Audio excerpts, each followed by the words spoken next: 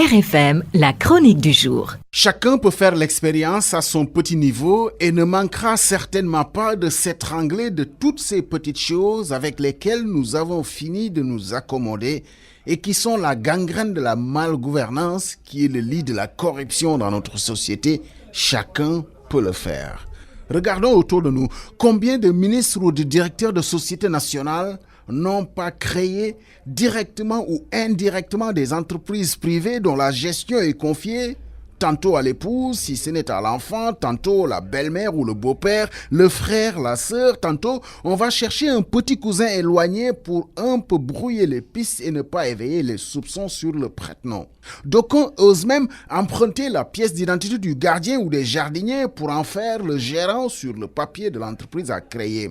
S'il fallait jeter la pierre à toutes ces autorités qui usent de ces subterfuges pour s'enrichir indûment par la création de structures qui ne sont là que pour capter des financements et selon le terme désormais admis dans le langage courant, gagner des marchés, les pierres des carrières du rail ne suffiraient pas à les lapider tous. Nos décideurs publics ont tous leurs petites succursales et parfois même pas besoin de entourloupes de Mossack Fonseca pour loger leur unité économique dans des paradis fiscaux. Les adresses domiciliaires les trahiraient tous. Le plus troublant, c'est que chacun pense à la création de son entreprise privée à partir du moment où il dispose d'un portefeuille de gestion des affaires publiques et comprend qu'il y a de l'argent à se faire en s'attribuant des marchés.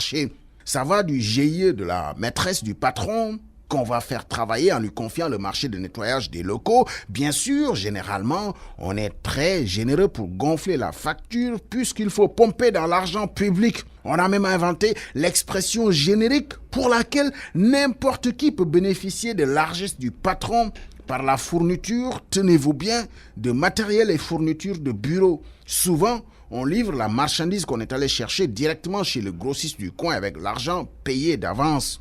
Et encore heureux quand le marché est correctement exécuté ou la marchandise réellement livrée.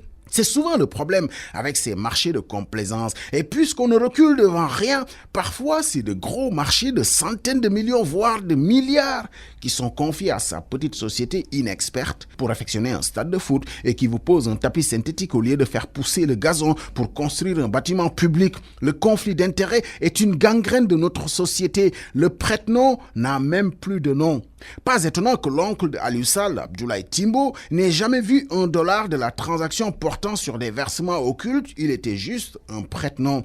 Un directeur d'une agence nationale a son fils parmi les cadres dirigeants de l'agence. Son seul alibi, c'est de dire que le fils était là avant lui. Oui, mais ils ne doivent jamais se retrouver là au même moment. Ce conflit est détestable, comme s'ils étaient les seuls Sénégalais à pouvoir faire ce travail. Une actualité du moment place les acteurs culturels au devant de la scène par une guerre fratricide sur la gestion des droits d'auteur. Oui, il y a un conflit d'intérêts manifeste à confier l'administration des droits d'auteur et droits voisins à la patronne de la plus grande boîte de production musicale du pays.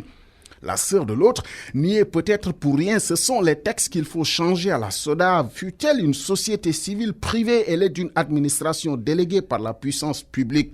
Ce genre de conflits d'intérêts assumés et revendiqués ne doivent pas exister dans une société moderne. Le seul argument d'être un bon gestionnaire ne résiste pas à ôter la suspicion légitime des ayants droit. Malheureusement, dans les affaires publiques, tant qu'on n'aura pas décidé de combattre efficacement le conflit d'intérêts, on n'aura même pas posé un jalon sur les rails de la bonne gouvernance et de la transparence. RFM, la radio de toute l'actualité. La radio de toute l'actualité.